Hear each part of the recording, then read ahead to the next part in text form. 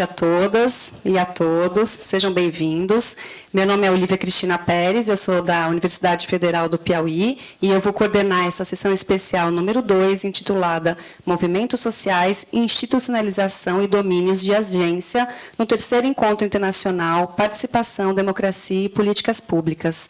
Essa sessão especial vai ter dois expositores, o professor Adrian Gurzalavalle, que é professor do doutor do Departamento de Ciência Política da Faculdade de Filosofia, Letras e Ciências Humanas, a USP, pesquisador do Centro de Pesquisa, Inovação e Difusão de Estudos da Metrópole, o CEM, e do Centro Brasileiro de Análise e Planejamento, o CEBRAP, onde é coordenador do Núcleo de Pesquisa, Democracia e Ação Coletiva, NDAC. A gente também tem como expositora a professora Mônica Dobor, da Unicinos. Ela é também pesquisadora do CEBRAP e faz parte do NDAC, o Núcleo de Pesquisa, Democracia e Ação Coletiva. Primeiramente, os expositores vão fazer uma fala intercalada. Posteriormente, eu vou chamar à mesa a comentadora de hoje, que é a professora Rebeca Abers, da UNB. Passo a palavra, então, aos professores Adrian e à professora Mônica. Alô, alô. Bom, muitíssimo obrigado pelas palavras, pela apresentação gentil. Me parece que antes de começar nossa fala, eu gostaria de aproveitar o momento para parabenizar a Euseneia Carlos. Todos sabemos o enorme esforço que ela tem feito para organizar esse evento. E nos corredores corre a boca pequena que o evento tem sido extraordinariamente bem organizado, que a equipe está trabalhando com um profissionalismo extraordinário. Todas as pessoas têm comentado que o grau de velocidade na resposta é notável. Enfim, é um evento muito bem organizado. Nós sabemos, para aqueles que já se engajaram em organização de eventos dessa natureza, e havemos vários aqui, e inclusive aqueles que organizaram a primeira edição e a segunda edição, porque o Wagner foi heróico duas vezes, uma com a Carla Martelli e a outra com o pessoal da Unicamp. Sabemos que tudo isso é muito difícil, que tudo isso reclama não só muito apoio institucional, mas reclama uma dedicação extraordinária, e o senhor fez com muitíssima competência.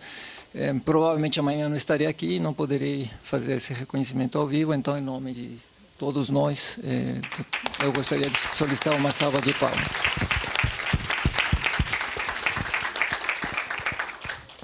O segundo também é um agradecimento à possibilidade de estarmos aqui nessa mesa. É uma mesa em horário incomum, como vocês devem ter percebido, tem alguma coisa de estajanovismo presente nesse evento. A gente começa às 9 da manhã e vai até às 10 da noite. Isso depois inclui jantares de trabalho, reuniões no meio das coisas, enfim. As pessoas estão saindo mais magras do que chegaram nesse evento. Esperemos que possam se recuperar na volta. Aproveitando esse espírito estajanovista, a gente decidiu montar algumas sessões especiais no final dos dias. O intuito das sessões não era fazê-las muito compridas, embora a sessão de ontem, de fato, acabou ocupando mais tempo do que a gente pensava, mas a ideia era mais fazer uma espécie de oportunidade de trocar de ideias, que pudesse compartilhar brevemente, rapidamente, algumas questões que, para aqueles que estamos aqui, são relevantes. E, para tanto, nós decidimos agora fazer um esquema meio de jogral entre a Mônica e eu.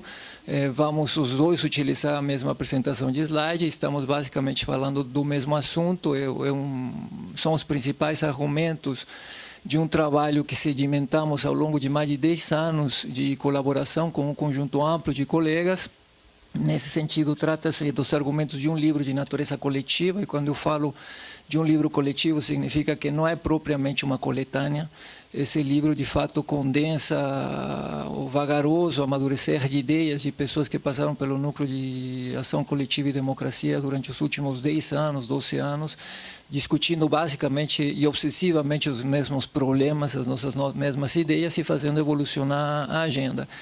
E depois de 10 anos de trabalho, e a propósito de um evento organizado também aqui na UFES, o ano passado, a gente conseguiu fazer uma primeira reunião de trabalhos que retrabalhamos, e isso está se transformando, já se transformou, de fato, o boneco está pronto, num livro cujo título coincide, não casualmente, com o título desta sessão especial, né, que é Movimentos Sociais, Institucionalização e Domínio de Agência, coautorado pela Mônica, pela Euseneia, pelo Zé. Todos podemos nos apresentar em primeiro nome apenas, todos somos aqui conhecidos. colegas, amigos e por mim. Então, bom dito isso, também aproveito para agradecer a enorme gentileza da professora Rebeca, que aceitou o nosso convite para debater o texto, e estamos muito curiosos para escutá-la. Bom, então, a primeira colocação que eu gostaria de fazer é que, se vocês repararem, o título do livro fala em institucionalização. A nossa preocupação é institucionalização. A institucionalização não é igual a instituições. Instituições, eles são um substantivo que tende a reificar o estado da instituição, e a ideia de institucionalização remete inerentemente a um componente processual. Institucionalização é o processo de transformação de alguma coisa ou algo ou alguém em instituição. Nesse sentido, e utilizando essa definição muito básica de dicionário, nós estamos, de fato, fazendo a ênfase na institucionalização, porque estamos utilizando um substantivo que, na verdade, é um verbo substantivado. Nós estamos interessados em institucionalizar. Houve um processo de institucionalização no Brasil de extraordinária relevância, que normalmente utiliza como divisor de águas a Constituição de 88, mas é muito mais amplo do que isso. Esse processo de institucionalização, ele envolveu um conjunto de agentes, porque se a institucionalização implica processo e implicação, ação implica agente. E uma das peculiaridades desse processo de institucionalização, ou do que estamos chamando aqui de institucionalização, é que esses agentes são movimentos sociais, justamente atores que a literatura não tinha se destacado, não tinha se notabilizado por pensá-los como atores de institucionalização. Normalmente, a ideia de institucionalização estava mais associada a atores privados, a ideia de captura do Estado, de lobby, enquanto atores sociais estavam mais pensados no registro da pressão, da mobilização, da contestação e assim por diante. O fato é que no Brasil passamos por um extraordinário processo de institucionalização. Essa institucionalização, quando nós olhamos para a participação, ela evoluiu discursivamente de um registro da participação basicamente como participação popular, participação centrada num registro de classe, onde participar basicamente estava associada a um componente emancipatório.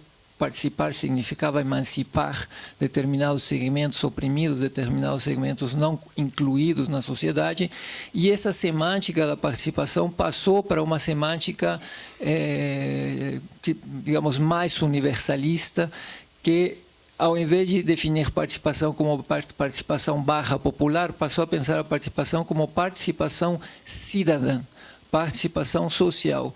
A transição se faz no contexto da Constituição, em que as demandas a serem colocadas na Constituição não podiam ser demandas particularistas. Por definição, a Constituição demanda de um registro discursivo de natureza universal, e a participação passou a ser pensada como um direito para os cidadãos, ao invés de ser pensada como uma aposta na emancipação de determinados segmentos sociais. E nós sabemos que as decorrências desse movimento chegam aos anos 90, especialmente os anos 2000, com a participação não mais pensada como participação em geral, mas pensada como participação em instituições participativas. E provavelmente 20 anos antes, pensar participação em instituição teria sido um oxímoro, teria sido uma contradição em termos. O fato é que nos anos 2000 nós passamos a estudar sistematicamente, a partir dos anos 90, mas sobretudo a partir dos anos 2000, sistematicamente instituições participativas. As IPs são um caso emblemático, mas não são o caso mais emblemático, são talvez o caso mais emblemático, mas não são o único caso.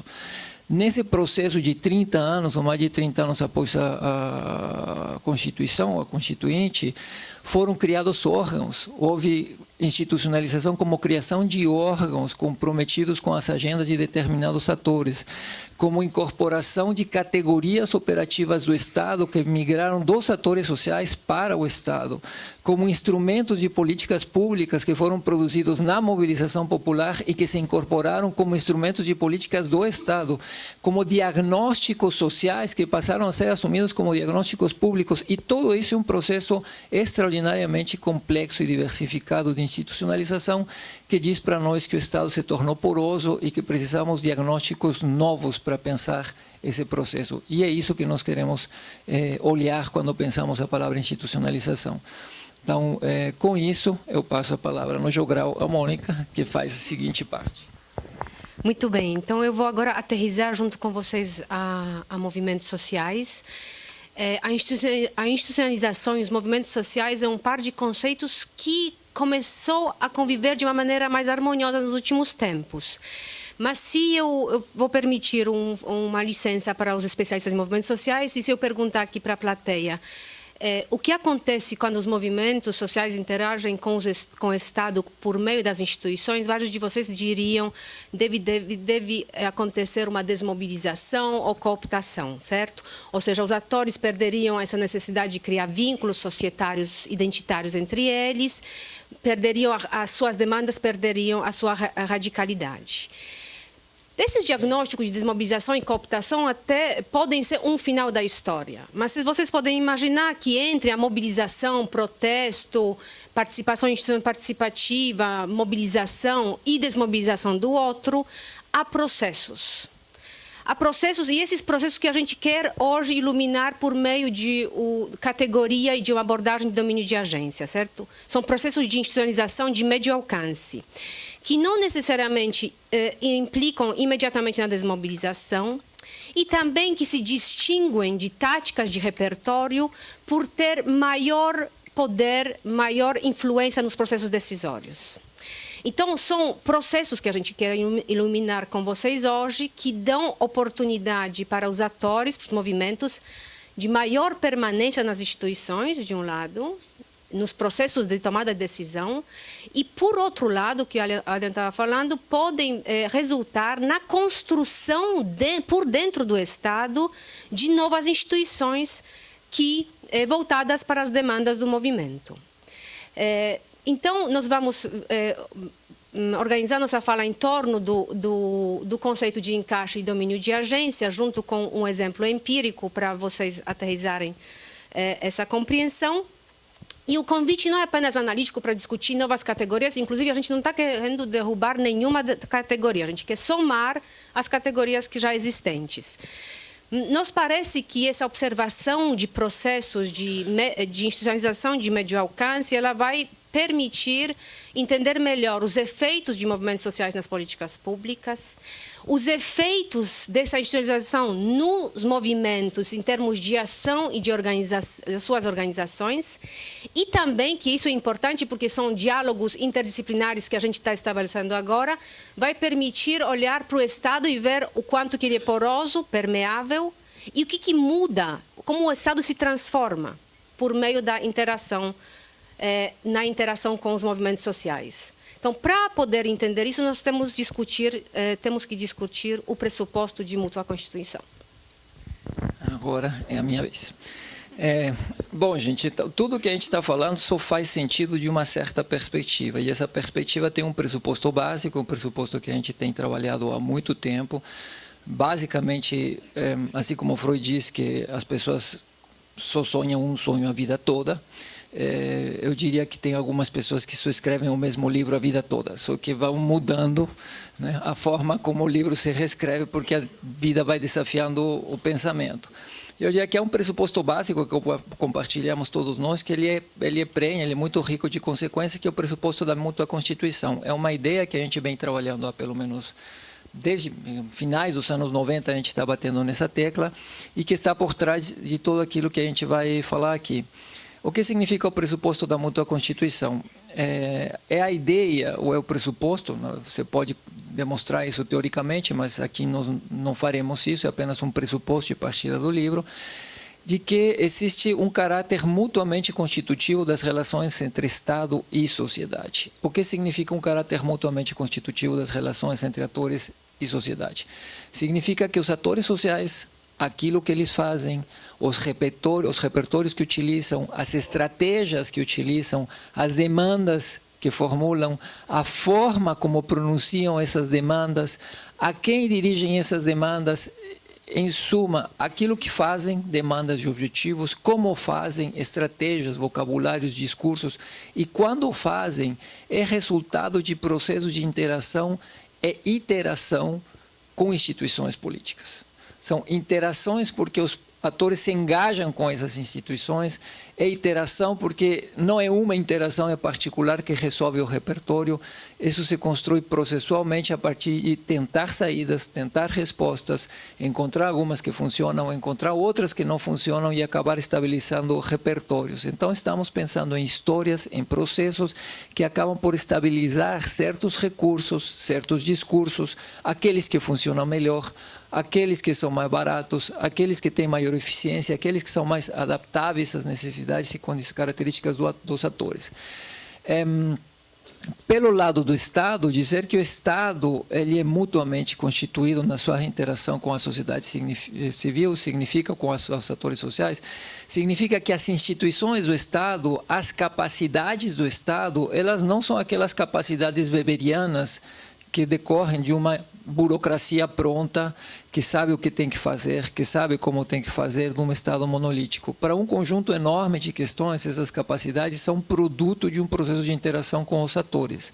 De modo que o Estado, ao oferecer certas respostas e cristalizar certas respostas, ele próprio se torna dependente das respostas que deu os atores e passa a depender, na sua atuação, desses repertórios. Assim, abstrato, parece difícil de se entender, mas se vocês pensem nas teorias alternativas existentes para pensar a relação entre Estado e sociedade civil, se vocês pensarem rapidamente na teoria habermasiana, há uma divisão de partida entre mundo da vida e sistema. Essas duas coisas não podem ser mutuamente constitutivas, porque se forem mutuamente constitutivas, a teoria afunda. É preciso que exista uma divisão de partida em que o mundo da vida é autônomo, gera dinâmicas autônomas que se institucionalizam no nível da sociedade civil, que entram em contato com as instituições. O que a gente está dizendo é que essa autonomia não existe nesses termos.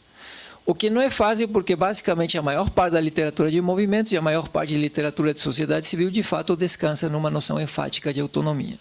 E o que a gente quer dizer é que, se quisermos entender esses processos, precisamos entender que os atores do Estado se constituem mutuamente num processo iterativo de resolução de problemas, o que explica um conjunto de recursos que que ambos os lados dispõem. Isso implica em pensar as instituições não como contexto. Então, veja, a forma como tradicionalmente as instituições entram, por exemplo, no institucionalismo histórico, que não é digamos, o mais geral, não aquele que a gente acompanha, o que entra nos discursos, por exemplo, na parte da ciência política, é como contexto. Então, ou nas teorias dos movimentos sociais. Instituições são contexto, elas colocam constrangimentos e os atores atuam a partir desse contexto. Então, do ponto de vista analítico, isso significa dizer que as instituições são exógenas. Elas estão lá, são externas, e os atores atuam em função dessas coisas que são o mundo duro. O que nós queremos dizer aqui é que essas coisas que são o mundo duro não estavam lá sempre, não são esse mundo duro, elas são produto do próprio processo da constituição dos atores e das suas demandas. Isso significa que as instituições são exógenas, não são exógenas, mas são endógenas aos processos de mobilização social e de constituição de capacidades dos atores sociais. Como são endógenas as capacidades do Estado, a sua relação com os atores sociais com os quais ele se envolve para lidar com certos problemas. Então, essa ideia de que instituições são endógenas, basicamente é uma forma que suspende o modo mais tradicional de se entender instituições na maior parte das literaturas que lidam com instituições, que as colocam simplesmente como contexto. Nós não estamos dizendo com isso que instituições são todas elas endógenas. Elas são endógenas aos processos analisados. Isso significa certos atores, certos processos, suas capacidades de ação e aqueles que eles conseguem fazer. Obviamente que, se você ampliar a escala, as instituições maiores, elas não são endógenas à mobilização desses atores. Mas isso não significa que sejam um fato, um fiat, um dado. Elas são um processo histórico constituído por outros atores em outros níveis, que, do ponto de vista dos atores mais particulares, aparecem como um contexto duro, mas elas foram construídas em outro lugar. Quando nós examinamos certos processos, nós estamos olhando para esse processo de constituição endógena, em que ação e instituição são endógenos. e isso muda muito a nossa compreensão. Esse pressuposto não está presente nas principais abordagens, e isso complica a capacidade, ou limita a capacidade das principais abordagens de oferecerem saídas analíticas para pensar aquilo que estamos chamando aqui de institucionalização. Então, basicamente, vamos trabalhar 3 grandes abordagens, 2 abordagens tradicionais da ciência política e uma abordagem tradicional da sociologia política e da sociologia. As primeiras abordagens da ciência política são o pluralismo e o neocorporativismo. São as 2 abordagens mais influentes na ciência política que têm sentado bases teóricas para pensar institucionalização ou para pensar a forma como os interesses entram, incidem, influenciam nas decisões públicas. Do ponto de vista do pluralismo, obviamente, se trata da abordagem mais influente dentro da ciência política, e a forma como o pluralismo entende a relação entre sociedade, atores e Estado é basicamente nos seguintes termos. Há um foco na relação entre o que nessa abordagem se pensa como instituições democráticas, que não são apenas o parlamento e as instituições associadas ao sistema político. As instituições democráticas são todas as instituições que permitem a tomada de decisões numa sociedade democrática. Então, isso inclui também as instâncias de tomada de decisões sobre políticas públicas. Então, essa abordagem foca nas instituições como um todo, instituições democráticas, e o poder social. E os efeitos do poder social sobre as decisões que se tomam nessas instituições. Isso significa que, para essa abordagem, instituição democrática não é apenas voto no sistema eleitoral. Locos de tomada de decisões existem no momento das eleições, mas existem antes das eleições, existem depois das eleições, existem entre eleições. E o poder social, ele não espera as eleições para agir. Ele age permanentemente o tempo todo, sempre que é possível agir sobre um locus em que uma decisão que afeta o poder social está sendo tomada. De modo que a forma mais tradicional de pensar isso é o lobby. O lobby ocorre 24 horas por dia, quando é preciso, nas instâncias em que aceitam, digamos, em que são passíveis de pressão por interesses organizados. Poder social, para essa abordagem, basicamente são associações, uma compreensão de associações muito elástica, muito larga, e entende-se associações como organizações que são capazes de congregar intensidade de preferências. Aí onde interesses sociais são intensos, geram-se associações. Aí onde no capital, no lucro, geram-se associações. Há interesses intensos a respeito do lucro.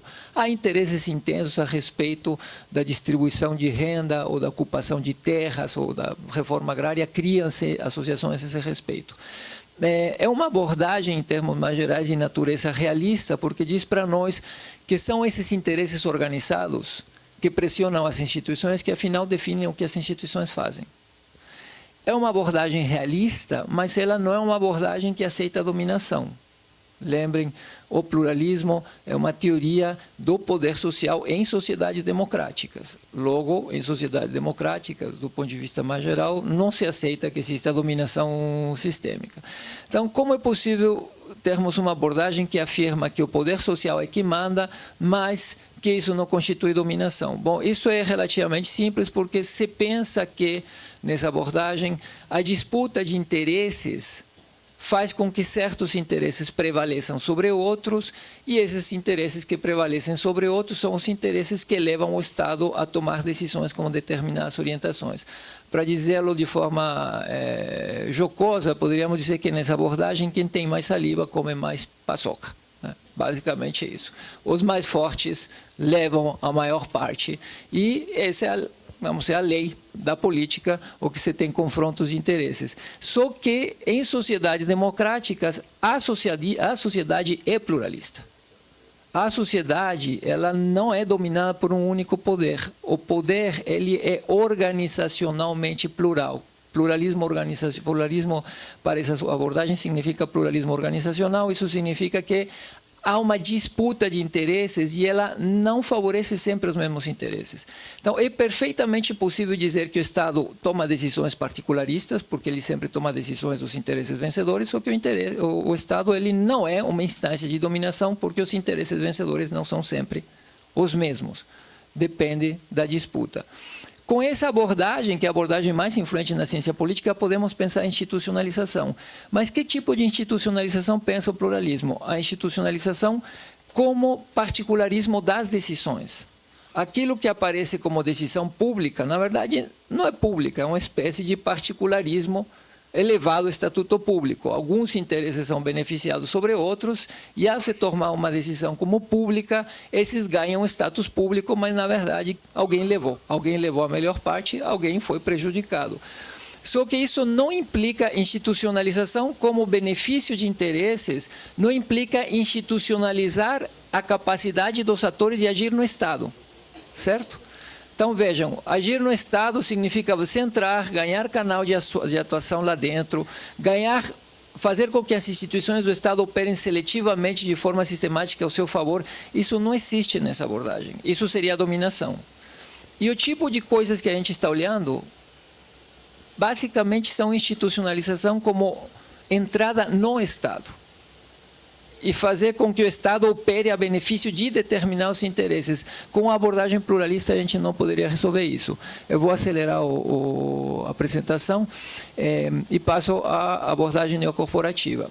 A abordagem pluralista, a crítica que estou formulando aqui, o que nós estamos formulando no livro, a abordagem pluralista, ela não é nova, ela foi formulada na sua forma mais arguta e mordaz, pela literatura neocorporativa. O que a literatura neocorporativa dizia para nós, ou disse para nós, é que basicamente a abordagem pluralista estava errada, redondamente errada, estava crassamente errada. Por quê? Do ponto de vista empírico, essa abordagem era inteiramente incapaz de explicar os principais processos de incidência de interesses sociais sobre a política nas sociedades democráticas avançadas, o que não é pouco, se você se propõe a dizer que você tem uma teoria do poder social.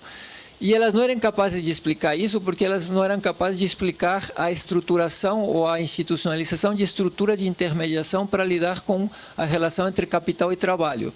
E essa foi a forma como a negociação entre interesses se consolidou em uma parte dos estados de bem-estar, estruturas tripartite de negociação entre capital, empresários e Estado.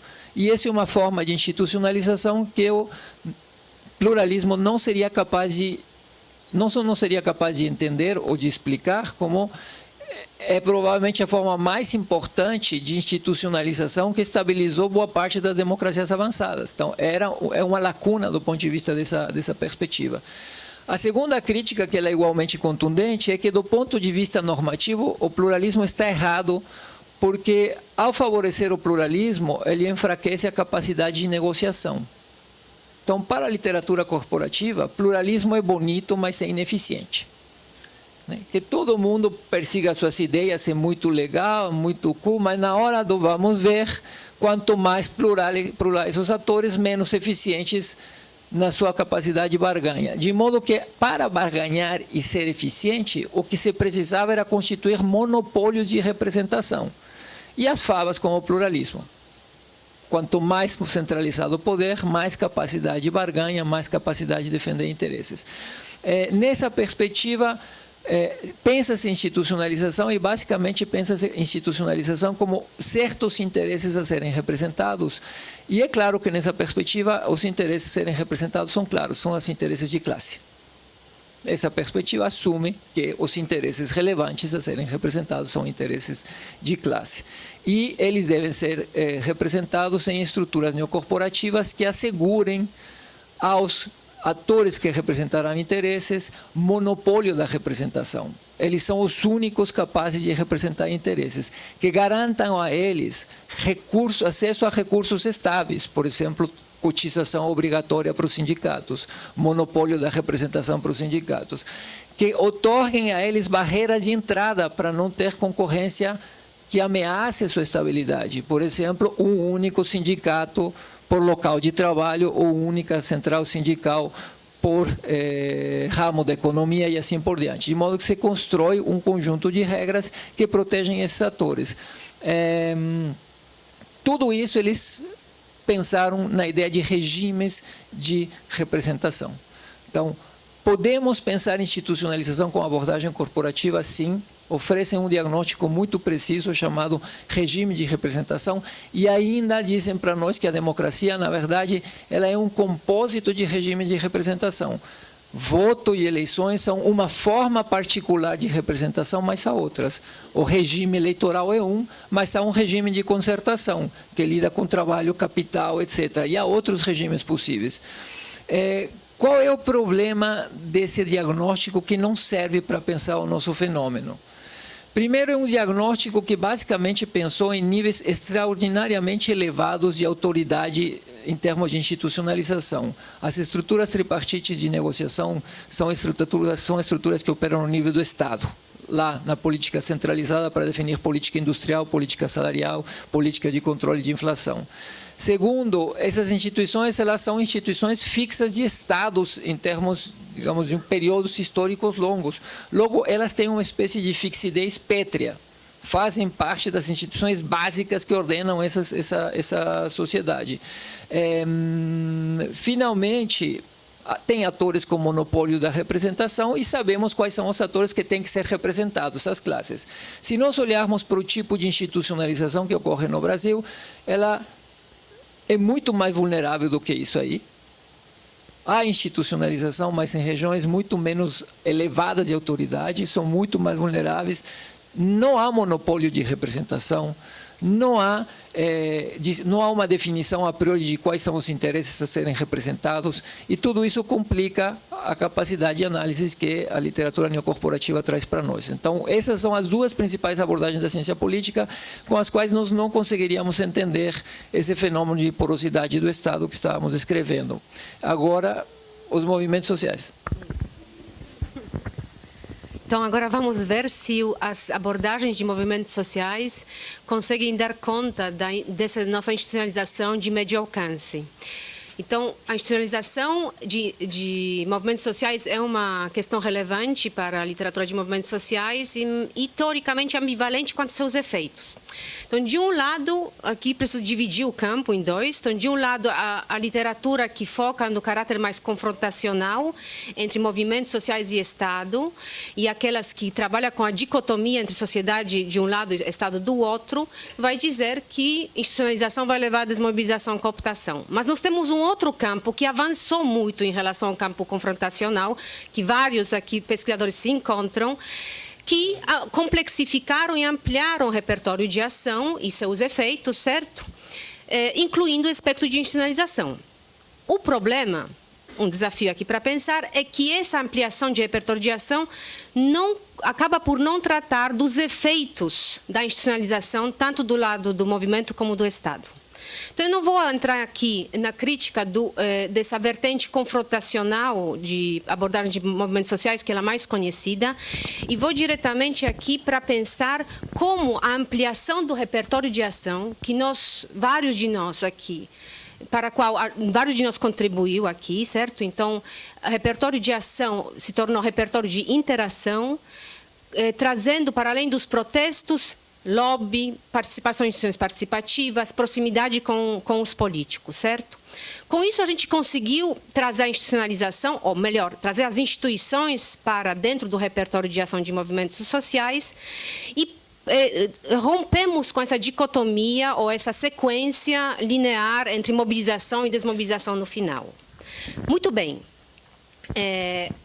Os movimentos, então, não se transformam, não evoluem numa linha entre menos institucionalizados para mais institucionalizados, entre forma de protesto para formas institucionalizadas. Eles podem usar simultaneamente, de acordo com sua leitura dos processos decisórios, várias formas de repertório e várias formas organizacionais, das mais informais para mais formais ao mesmo tempo.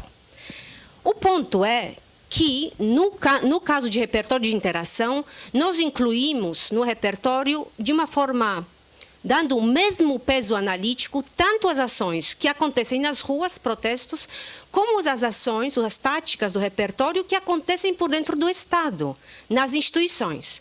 E se nós levamos a sério o pressuposto de mútua constituição, quando os atores do movimento entram no Estado, ocupando cargos, ficando dentro das instituições, é óbvio que vão ser impactados pelas instituições, como também vão impactar as instituições do Estado. Portanto, nos parece que precisamos de categorias que vão dar conta das ações do movimento, que permitem maior permanência dos movimentos sociais, dos seus atores dos movimentos sociais nas instituições, e vão permitir também qualificar o grau de influência nos processos decisórios.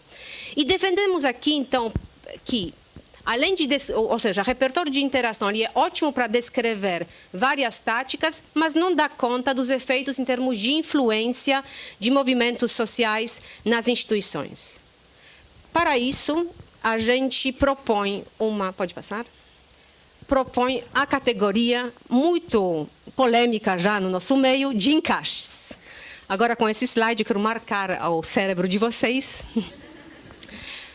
que é uma categoria que não é nossa, encaixe institucional, é a categoria da Theodore Skocpol, na qual a gente se inspira, e que, grosso modo, diz que as instituições do Estado oferecem pontos de acesso e influência a alguns atores, estimulando e recompensando seus esforços de influenciar as políticas públicas, e, ao mesmo tempo, negam esses pontos de acesso a outros atores e outros grupos. Se vocês quiserem, ocupação de cargos comissionados, que a gente vem falando desde ontem, certo? É o caso desses encaixes como pontos de acesso abertos para uns e fechados para os outros. Governo Lula, nós temos uma entrada maciça de movimentos sociais em vários encaixes desses movimentos sociais em vários cargos comissionados, e quando viramos governo Temer, esses pontos de acesso se fecham e são abertos para aquilo que o Roberto Pires mostrava para nós, movimentos sociais de 5 regiões. Bom, então agora a gente acrescenta um pouco a visão da Skocpol sobre encaixe. Então, não só o Estado abre pontos de acesso para que os atores possam se encaixar, mas nós também defendemos que os atores dos movimentos sociais são capazes e produzem encaixes, ou seja, produzem instituições, instâncias para poder influenciar o Estado por dentro. Se vocês quiserem, as secretarias de direitos, como de economia solidária, de relações raciais, são essas instituições criadas como ponto de acesso no processo de decisórios a respeito dessas políticas. Duas coisas mais que eu tenho que falar sobre os encaixes. Os encaixes vão depender das capacidades e intencionalidades dos atores, ou seja, nem todos os movimentos sociais vão querer se encaixar no Estado e nem todos vão ter condições para disputar esses pontos de acesso. E uma outra característica que é super importante é que o encaixe ele sofre de impermanência. Esse termo zen significa que encaixe não dura para sempre, certo? Então, a ocupação de cargos, ela é um momento, é uma oportunidade que vai ser aproveitada, mas ela pode acabar no momento que muda a coalizão do governo, quando sai um secretário, entra o outro, certo? Nós vamos fazer, e essa aqui é a ideia um pouco de projeto de agenda a longo prazo, vamos poder fazer 2 perguntas com a categoria de encaixe. Então, qual é o grau de influência, então, dos movimentos quando se encaixam no Estado e quantos encaixes vão ser construídos, certo? Porque quando a gente analisa movimentos, Rebeca, porque nossa pegada é olhar a ação dos atores, certo? Não as instituições. Então, quando a gente observa a trajetória de movimentos, a gente percebe que eles vão criando encaixes aqui e acolá, mas também podem criar configurações de encaixes, pensando o processo decisório numa dada política, certo? E podem também turbinar esses encaixes, chegando nos lugares de maior importância e maior capacidade de influência. E aí, gente, o momento clímax. Os movimentos os movimentos também têm esse pressuposto para nós aqui, vão querer fugir das contingências, das incertezas, da impermanência, ou seja, levar os processos de institucionalização cada vez mais avançados. E aí tem um certo ponto de inflexão, e quando tem configurações de encaixes são criados nos pontos importantes de acesso ao Estado, é que a gente precisa mudar de categoria. E aí vamos entrar, então, para descrever esse alto grau de institucionalização de médio alcance, vamos precisar de conceito chamado domínio de agência. Obrigado. Bom, então, encaixe pode parecer esotérico, mas não é, né? Então, deixa eu dar um exemplo claro de encaixe. Durante muito tempo, o movimento popular procurava financiamento para financiar construção de moradia autoconstruída, mas não tinha como fazer isso. Não tinha porque governos, obviamente, eram refratários a essas demandas, mas também não tinha porque o Estado não sabia nem como fazer isso, não sabia como colocar uma demanda dos atores sociais de financiamento via alguma coisa como autoconstrução. Toda a engenharia da política ela estava voltada para produzir casas por dentro da estrutura tradicional de produção de moradia. Você define projetos, você manda para uma instância específica, você faz coabs, aí chega um movimento dizendo não, a gente quer construir porque coab não chega nunca. Está ótimo, mas como que eu trago isso para dentro? Então, quando você estuda o processo de disputa para a construção de moradia em São Paulo, você vê que a partir de um determinado momento, o movimento é capaz de vender a ideia de mutirão. E o mutirão entra na agenda do Estado como uma categoria de operação da política do Estado. Ela não era uma categoria do Estado. Era uma categoria do movimento. E o mutirão entra como um dispositivo que permite fazer essa conversão. O que significa fazer essa conversão? Quando você quiser dinheiro para autoconstrução, diga mutirão. Diga mutirão e associe um programa de financiamento ao mutirão com determinadas garantias, com determinados compromissos, e isso permite fazer essa entrada. Isso é um encaixe, é um instrumento de política, mas sem esse instrumento de política, você não tem como projetar um certo tipo de demandas. Agora, esse é um encaixe avulso. É um. O que a gente vê é que não existem encaixes avulsos, existem encaixes articulados. O mutirão, ele não é um instrumento de política isolado, ele se articula um programa. Os programas, eles têm cadeiras onde alguns atores opinam. Os programas são supervisionados pelos conselhos. Os conselhos tomam diretrizes que orientam sua conduta. Um bichinho. Que orientam sua conduta a partir das diretrizes das conferências. E você começa a ver, e você tem conferências, conselhos, programas, instrumentos de política, todos eles operados por um conjunto específico de atores, que fazem o quê? Otorgam capacidade de ação a esses atores, isto é, elevam a agência desses atores. Então, para sairmos desse cockpit, no sentido de que encaixes são basicamente um repertório possível de entradas, de adequações entre movimentos de Estado, e pensar aquilo que nós estamos vendo no Brasil, é preciso pensar essas articulações. Essas articulações são entre diversos encaixes de natureza horizontal, digamos, repertórios, e de natureza vertical. Eles operam em distintos níveis da autoridade política. E quando você articula um conjunto de encaixes com essas características, basicamente você está pensando que você tem um domínio de agência. Isso é um domínio que otorga capacidade de ação a determinados atores. Ele tem valor para os atores, porque, como falava a Mônica, o drama da política, gente, é a contingência. É o drama da política. De Hobbes em diante. Lembrem, Hobbes falava, nem os mais fortes conseguem ganhar sempre, porque a natureza é sábia. Nunca fez ninguém tão forte que esteja certo de que ele sempre vai ganhar na porrada. E o cara tem que dormir. E quando ele dorme, alguém vai dar uma porrada nele. Então, você não pode garantir os resultados da política para sempre. Instituições são decisões congeladas no tempo. dão fixidez, reduzem a contingência. Para os atores sociais, se deslocar no sentido de articular domínios de agência é uma forma de diminuir o risco de seus interesses serem afetados no longo prazo. E esse é o movimento que a gente está procurando entender. Então, vamos pensar em domínios de agência basicamente nos seguintes termos. São domínios de agência pensados como configurações de encaixes. Essas configurações elas operam articulando encaixes, digamos, diferentes em termos da sua diversidade, que operam em altitudes ou em níveis de autoridade diversa, e eles favorecem a agência ou a capacidade de agir de certos atores, não de outros.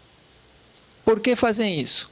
Eles favorecem a capacidade de agência de certos atores ou de agir, primeiro porque reconhecem legitimidade para agir a esses atores em nome de certos grupos ou em nome de interesses difusos.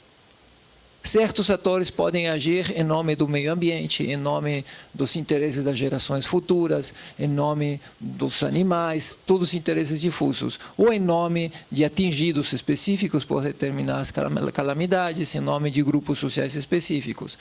Além disso, os domínios de agência, eles selecionam e processam com maior frequência problemas e demandas relevantes para esses atores. Significa que ter um domínio de agência é ter a seletividade das instituições operando a favor da gente. Instituições são seletivas, elas sempre selecionam e priorizam. O que você tem ao constituir um domínio de agência é que você tem a seletividade das instituições operando a favor dos atores que ajudaram a construir esses domínios de agência. Elas otorgam algum tipo de suporte material ou organizacional e eles reduzem o poder de concorrência de atores alheios ao domínio. Então, estamos falando de um conjunto de características que alavancam a capacidade de agência dos atores, mas não constituem um regime de representação de interesse ao estilo corporativo, porque reconhecem legitimidade para agir, mas não dão monopólio a ninguém. Por outro lado, eles selecionam e processam certas demandas de forma preferencial, mas não de modo exclusivo. Outras demandas são processadas. Otorgam suporte material ou organizacional, mas não garantem financiamento. Todas essas são características outras do domínio do regime de representação, né? E reduzem o poder de concorrência de atores, mas não entregam a esses atores o controle das barreiras de entrada, como, por exemplo, os partidos políticos têm. Partidos políticos têm o controle das barreiras de entrada do seu próprio campo, que é um regime de representação monopólico. Só o partido pode representar e eles decidem quem pode se tornar partido político. Definem cláusula de barreira, definem... Então, há um controle sobre a barreira de entrada. Nesse mundo, não. A concorrência é desestimulada, mas não há um monopólio das regras, não há um controle sobre as regras de entrada. De modo que existem um conjunto de domínio de agência, e então vale a pena entrar em alguns exemplos, um exemplo pelo menos, para dar alguma carne naquilo que a gente está dizendo. O mais tradicional domínio de agência, do ponto de vista dos atores sociais no Brasil, é assistência social. É um domínio em que existem certos atores sociais aos que é legítimo, aos que se reconhece a legítima capacidade de ação para desempenhar certas funções com dinheiro público, e esses atores são atores com certas características. Tipicamente ou tradicionalmente vinculados à filantropia, e depois esse campo foi mudando. Mas se reconhece que há um conjunto de atores aos quais cabe desempenhar certas funções e cabe falar em nome de certos interesses, e que esses atores têm certas características. Então, aí temos um domínio de agência super tradicional, mas o que ocorreu no Brasil é que, e esse é o nosso diagnóstico, multiplicaram-se os domínios de agência. Isto é, abriam-se um conjunto diverso de domínios de agência que otorgaram a outros atores capacidade de agir. Ao movimento negro, ao movimento feminista, ao movimento ambientalista e assim por diante. Então, só para dar uma descrição um pouco mais rica em termos de carne do movimento sanitarista, a Mônica, que é especialista no assunto. Obrigada. Então, vamos dar a carne, certo? Nossos conceitos e abordagem. Prometam que não vão dormir, eu vou contar uma história agora de dentro de movimento pela reforma sanitária, que é um movimento de profissionais de saúde, estudantes, pesquisadores, que desde os anos 70 luta pelo sistema público de saúde universal e integral, certo? Como qualquer movimento, ele é um movimento heterogêneo. Então, a gente vai mergulhar nesse movimento sanitarista para uma vertente dele que chama Movimento Municipalista de Saúde, que é um conjunto de ativistas, grupo de ativistas que decidiu atuar no nível municipal e aproveitar as oportunidades políticas advindas com as eleições, ainda no regime militar, quando o partido de oposição ganha algumas prefeituras. Esses sanitaristas, então, se encaixam no Estado, ocupam cargos de secretarias, de secretários municipais de saúde. Quero lembrar para vocês que nos anos 70 o município não era autônomo e sequer existiam, de fato, secretarias municipais de saúde. Mas os ativistas decidem ocupar esses cargos e promover reformas que fossem possíveis naquele tempo. Ao mesmo tempo, com esses encaixes no Estado, os sanitaristas municipalistas se reúnem, começam a criar seus próprios eventos, começam a criar suas associações estaduais. Bom, aí, pulando algumas cenas, esse grupo de ativistas que participa de outras organizações do movimento pela reforma sanitária se encontra na famosa 8ª conferência em 1986. Bom, eles decidem nesse momento criar uma associação nacional. Por quê? Porque justamente querem criar uma cara diante do Estado de representação do seu grupo por meio de uma organização com cara, no mínimo, híbrida. Vocês poderiam desconfiar se isso era movimento social, chamado Conselho Nacional de Secretários Municipais de Saúde, cheios de sanitaristas militantes do movimento pela reforma sanitária.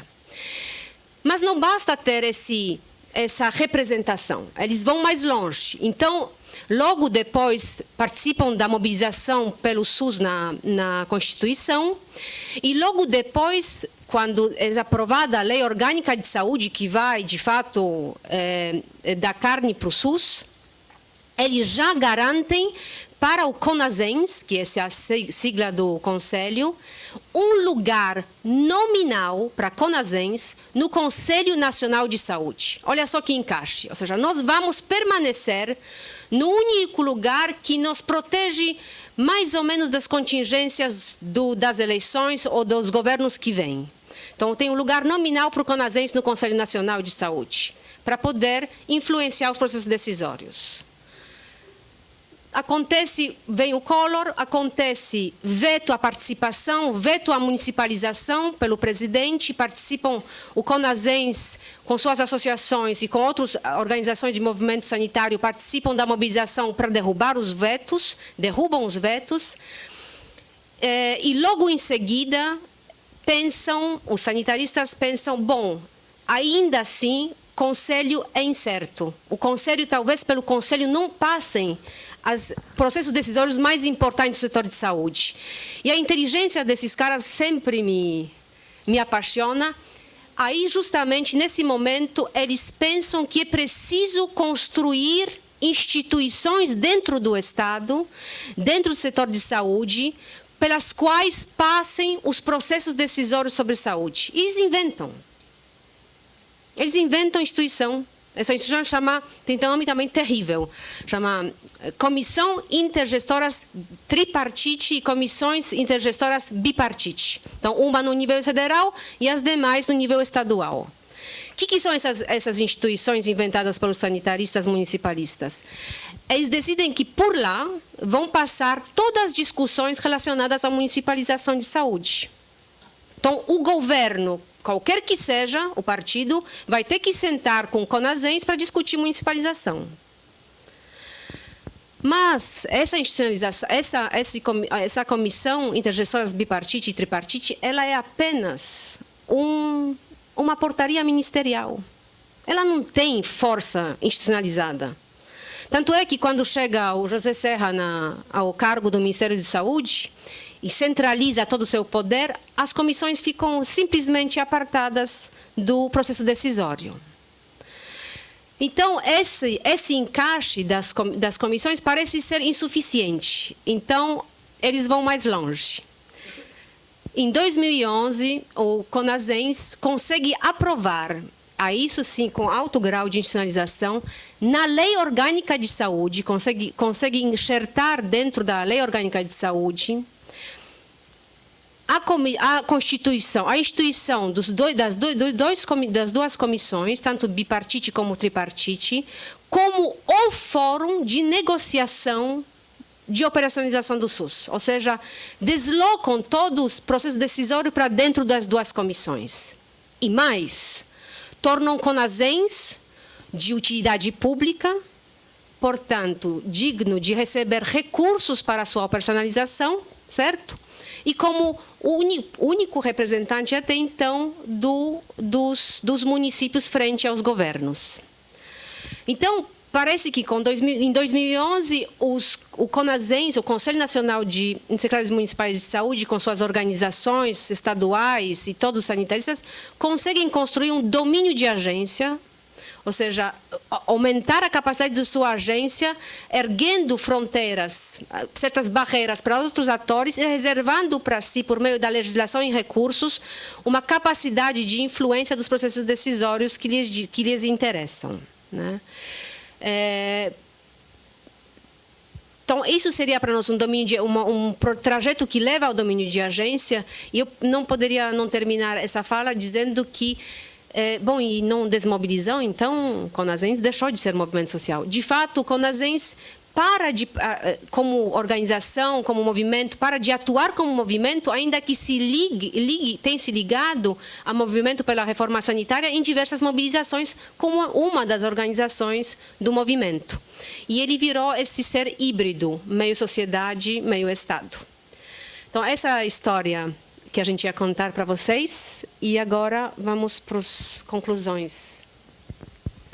Bom, na verdade o livro tem um conjunto de capítulos sobre diferentes domínios de agência, aborda o movimento da migração, migrantes no nível das cidades, como mudou a capacidade de ação dos imigrantes econômicos, não dos imigrantes políticos, dos imigrantes econômicos da última geração, movimento negro, movimento feminista, movimento indígena, nesses casos relacionados à área de saúde, direitos humanos. Então, há um repertório de estudos de como a capacidade de ação desses atores foi sendo constituída pela via da institucionalização. Obviamente, não há como fazer jus a essa diversidade de casos. Eu só diria que estamos razoavelmente contentes, porque de fato não se trata de um livro em que o marco está por aqui e os capítulos estão por lá. São capítulos que foram sendo construídos em diálogo com a gente, então tem uma conexão. Alguns são mais bem-sucedidos, outros mostram que as nossas ideias, na verdade, precisam vários ajustes, mas é para isso que a gente trabalha. Tínhamos programado uma apresentação de 40 minutos, estamos chegando a 50, então 10 minutos a mais. Eu encerro apenas mencionando 3 conclusões muito breves. Nós esperamos que essa abordagem de domínio de agência contribua a capturar e compreender a permeabilidade do Estado, né? Esse é um fenômeno que precisa ser entendido. Da mesma forma como aqueles que lidam com o Estado têm que entender o ativismo estatal das instituições do Estado, né? O MP, e que é uma novidade, nós temos que dar a nossa tarefa de entender essa permeabilidade e suas implicações para a capacidade de ação do Estado e para a capacidade de ação dos setores sociais. Esperamos que seja capaz de contribuir a formular diagnóstico de conjunto, isto é, trata-se de comparar fenômenos numa escala mais macro, a configuração dessas capacidades de ação. Então, um diagnóstico de conjunto de que ocorreu no Brasil, em que áreas de políticas, que tipos de atores, e eventualmente pensar em comparações internacionais. E, finalmente, compreender a transformação dos movimentos sociais no Brasil pós-transição, que de fato passaram por um processo muito forte de transformação, mas que mal pode ser descrito pobremente pode ser descrito apenas como um processo de cooptação ou desmobilização, né? A costa se tornou muito mais complexa, esses atores estão ali, estão protestando, mas tem um pé nas instituições e um pé nas ruas, e isso que a gente precisa entender melhor. Muito obrigado.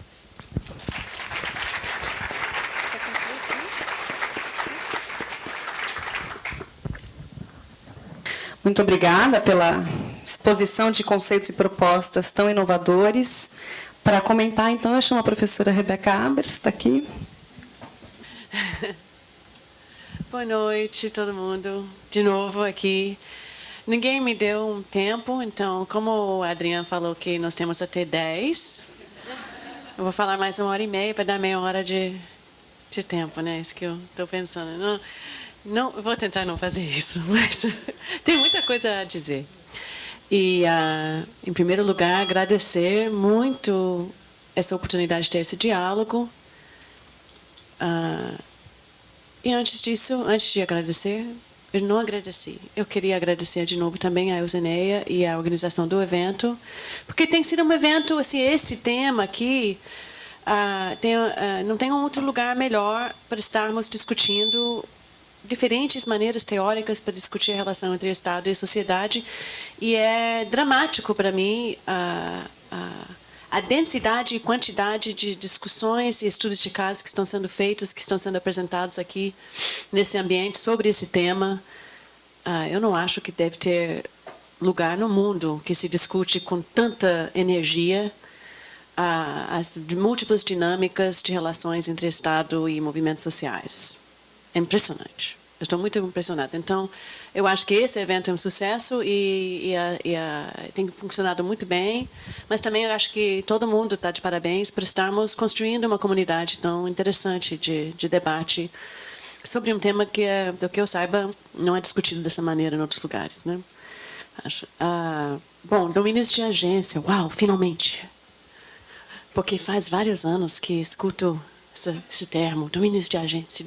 Aí tem pessoas falando assim, não, isso é explicado pelo conceito de domínio de agência. Aí você pergunta, o que é? Não, está sendo produzido o texto que vai explicar tudo. Ou pergunte para Adrian, que é uma das respostas, e aí você pergunta para Adrian, está sendo discutido o texto? Então, foi muito bom receber esse texto. E eu fico muito feliz em ver... vocês viram a energia entre Mônica e o Adriano, de uma troca claramente bem articulada entre os dois. E eu sei que são 4 autores desse texto, que estão pessoas que estão, né, os Eneias, também estão em uma conversa muito densa, e a gente sente, né, a construção de muito tempo de um debate que anda evoluindo ao longo de muitos anos. Então, é muito bom a gente saber que a gente pode fazer isso, que a gente pode ter debates que demoram e que vão, aos poucos, se apurando conceitos, que a gente tem o direito de trabalhar assim. Vários das pessoas começaram esse debate como alunos e hoje são professores, né, e alguns estão organizando grandes congressos e vai assim, né? Dá ok o som? Então, tem chiado. Pega esse daqui. Se você pegar esse aqui, está com microfonia para ser tecnicamente fácil. O seu microfone ou a caixa do seu computador. Pode ser. Vem, Rebeca, aqui.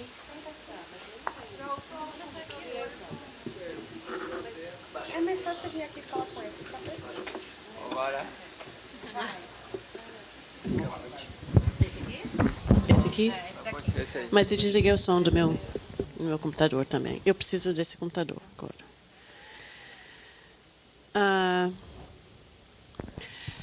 Então, quero fazer alguns comentários, tentando situar um pouco por que essa obra é importante. Gostaria de esclarecer uma coisa. Eu só recebi a introdução. Os capítulos, como vocês, eu também não vi. Eu conheço alguns dos trabalhos em atuação, em andamento, etc. Mas meus comentários serão baseados na introdução, que é o que foi apresentado agora aqui. Agora, eu sinto que algumas das coisas que a introdução não fala são coisas que devem estar nos capítulos. Eu acho que é um pouco assim, uma das coisas que eu quero comentar com vocês é sobre essas ausências. Mas antes das ausências, como é praxe, eu vou falar sobre as presenças, coisas que eu acho muito importante a gente notar que estão presentes nesse texto. E eu acho que o mais central é a gente ter clareza que nosso debate sobre a relação entre os movimentos e o Estado realmente, assim, evolucionariamente, evoluiu de um pessoal que estudava movimentos sociais, né? Os que são mais velhos aqui, ou que são eles começaram estudando movimentos sociais, foram alguns para estudar participação e as instituições participativas, portanto, chegaram mais perto ao Estado, porque o Estado que criava isso, e fomos discutindo de várias outras maneiras, a maneira que os movimentos sociais encontram com o Estado, mas a nossa cultura política, a cultura intelectual dessa comunidade que eu acabei de falar, que é tão interessante, tão forte, é uma cultura que não é tão bem versado no estudo do Estado quanto dos movimentos sociais. E uma exceção a essa lacuna é o grupo que a Adriane lidera, né, que vem desde muito tempo tentando trabalhar a partir de literaturas que descrevem o Estado, que compreendem o Estado e que estudam o Estado, né? Então, eu acho que esse é um momento importante para esse encontro ser fortalecido com o lado de compreensão da tal da caixa preta, né, do Estado, né? Então, estamos olhando para o Estado, mas não somente o Estado clássico, autônomo da sociedade, distante, insulado, etc., mas justamente sobre eu tentar entender porque o Estado e como o Estado é permeável, né, para a sociedade, né? Então, esses autores estão mostrando para você uma entrada para como podemos estudar a relação participação, sociedade civil, instituições, que dá mais atenção para entender o terreno complexo do Estado e especialmente em torno da sua permeabilidade, né? Eu acho que tem dois avanços importantes desse trabalho que foi apresentado agora.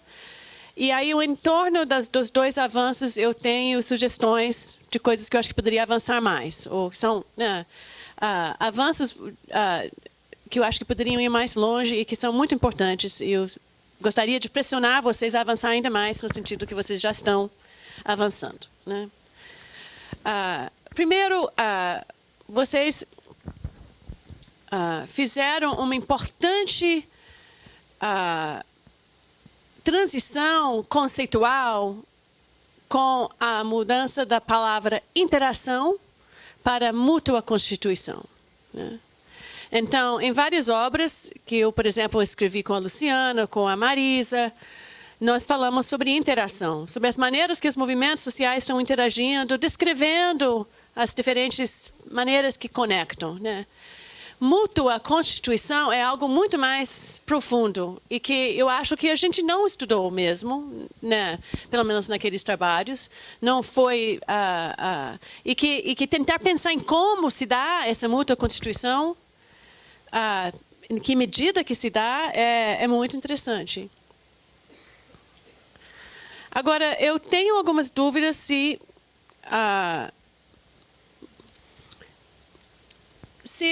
esse focar na literatura institucionalista histórico é suficiente para vocês, para isso, né? Por quê? Porque Scott Paul, né, quem trabalha com essa literatura meio que sabe que tem uma narrativa, né? Começa boa parte da literatura que vai acabar se tornando, alguns vão chamar de institucionalismo histórico, talvez neo-weberianismo seria outro olhar, e é muito a partir da própria Scott Paul, na obra dela dos anos 70, que enfatiza muito um resgate da ideia do Estado autônomo. E aí Essa obra acaba, e aí o trabalho do Bringing the State Back In, estão trazendo o Estado de volta para contra o pluralismo, etc. É um debate que está tentando chamar a atenção para a força do Estado na ciência política que nunca achou o Estado muito interessante. Não é só a gente, não. Ciência política, por alguma razão, nunca foi muito interessado no Estado. Então, houve um avanço por esses autores trazendo um viés weberiano de volta, um olhar para como opera o funcionamento do Estado, muito importante, mas que acabou em seguida logo sendo acusado de ser estadocêntrico demais, né, e de achar que o Estado é mais forte do que é e não compreender a influência da sociedade sobre o Estado. E aí tem um debate no final dos anos 80, início dos anos 90, sobre se a gente deveria ter uma perspectiva estado-cêntrico, sociedade-cêntrico, etc., que mais ou menos se deságua na obra do Peter Evans, que é muito conhecida no Brasil, porque foi traduzido para o português e porque é sobre o Brasil, então a gente conhece, mas que traz uma ideia do valor que se dá quando há mútua constituição. Mas ele não exatamente desenvolve uma teoria de mútua constituição. Eu diria que é muito incipiente o que ele faz naquele trabalho, e que aquela agenda de pesquisa não foi muito mais longe daquilo. Eu acho que depois daquele momento... O que vem depois? Tem o livro de Skocpol, que traz a ideia de encaixes. Mas, ao meu ver, eu acho que, embora ela diz, eu quero trabalhar a mútua constituição, na prática, a preferência dela é para mostrar que o Estado tem muita influência sobre a constituição da sociedade. Esse é o grande... Ela entra nos anos 90 numa briga com Putnam. Lembra do Putnam? Putnam dizia que o Estado é constituído pela sociedade. A setinha dele vai da sociedade para o Estado. Então, a Skocpol fala, não, o Estado influencia a sociedade. A briga é muito assim sobre qual é o sentido da seta. E, embora ela diz, eu quero falar da mútua constituição, eu acho que ela também não desenvolve muito como funciona isso, né? Vocês também citam a Clemens, que eu acho maravilhoso o trabalho dela, eu gosto muito. E ela fala, mas ela faz meio que o contrário. Ela faz como que a organização da sociedade influencia o funcionamento do Estado. Também eu acho que ela não está fazendo essa coisa mútua. Muito difícil, aparentemente, fazer esse negócio de coisa mútua. E eu acho que vocês estão querendo, ou nós estamos querendo desenvolver isso. Pode ser que seja nós e não a Skocpol que temos que desenvolver esses conceitos. Eu não acho que a gente fez ainda, mas para mim, assim, a gente está propondo isso. Que, pelo menos, para mim, está... O único, eu coloquei aqui só para eu mostrar que eu sou erudita, eu acho que Michael Mann, na sua teoria do poder social, talvez seja o autor que mais trabalha ao pensar o Estado como centro de múltiplas redes. Então, ele tem um conceito super múltiplo e tem um conceito muito interessante de poder infraestrutural, que é um conceito de poder do Estado que expande para a sociedade, que cria mais poder na sociedade, que influencia o Estado. Então, é um lugar que eu acho que talvez mais tem esse movimento, né? Então, esse é meu primeiro comentário. Acho muito importante esse avanço. Interação para a mútua constituição. Eu quero que a gente faça isso melhor. Eu quero avançar mais nesse sentido. E talvez com nossas próprias categorias ou com categorias mais complexas. Eu não tenho as categorias para isso, mas vamos fazer essas categorias, né? A outra grande contribuição que eu acho que vocês trazem é de não somente dizer que a relação entre a sociedade e o Estado é produzido através de uma mútua constituição da própria sociedade e do próprio Estado, mas de falar que essa permeabilidade do Estado é muito heterogêneo, né? Então, chamar a atenção para a heterogeneidade do Estado. Não é só que o Estado é heterogêneo, mas é heterogêneo de maneiras muito distintas. E isso é o que eu entendo ser o objetivo de vocês descreverem o heterogêneo com o conceito de encaixe e de domínios de agência, né? Vocês estão tentando criar um conceito para descrever como o Estado é heterogeneamente permeável, né? Uma coisa que a gente precisa, né? A gente precisa ter um reconhecimento dessa coisa, né? Agora, eu acho que eu vou fazer um comentário que é semelhante ao anterior. Eu acho que os conceitos de domínio de agência e encaixe, eles ainda são conceitos estáticos. Eles não explicam o processo através do qual se produz o domínio de agência e o encaixe. Vocês não trouxeram conceitos sobre o processo de criar. Isso que eu fico pensando que está no livro, que não está na introdução, inclusive porque está na história. A história que a Mônica acabou de contar, né, era sobre como foi construído. Mas o que vocês conceitualizaram é o que foi construído e não como foi construído, né? Então, esse processo de construir, eu acho que para uma teoria que está tão focada na ideia de que há uma mútua constituição, então é um termo processual, está faltando conceitos mais processuais. Eu lembrei assim um pouco daquela inspiração do Tilly, Terrell e McAdam quando eles fazem Dynamics of Contention, né? Que eles fazem assim, vamos pegar esses conceitos e colocá-los em movimento, né? Então, em vez de oportunidades políticas, vamos pensar em maneiras que os atores reconhecem as oportunidades políticas, né? É um pouco isso, eu acho que não necessariamente da maneira que eles propõem, que é interessante. Aí eu fiquei pensando sobre a palavra encaixe e o inglês da Theda Skocpol, que é fit, né? Eu até falei isso com você, Mônica, algum tempo atrás, que a palavra fit em inglês você pode fazer uma coisa que não dá para fazer em português exatamente. Quer dizer, dá. Que é fazer com que seus verbos se tornem substantivos, né?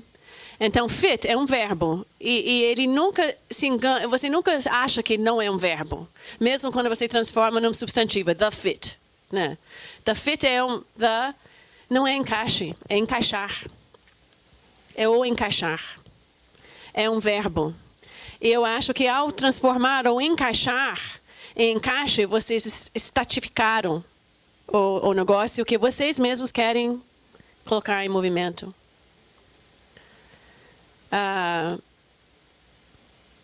E ainda eu acho que pensar em que seriam os diferentes mecanismos, os fatores, ou condições, ou processos que produziriam esses diferentes encaixares é muito mais feio, eu sei. Não sei, mas vocês podem ficar com encaixe, mas precisa de um outro conceito, então, que seja sobre esse processo do encaixar, né? A gente precisa saber disso.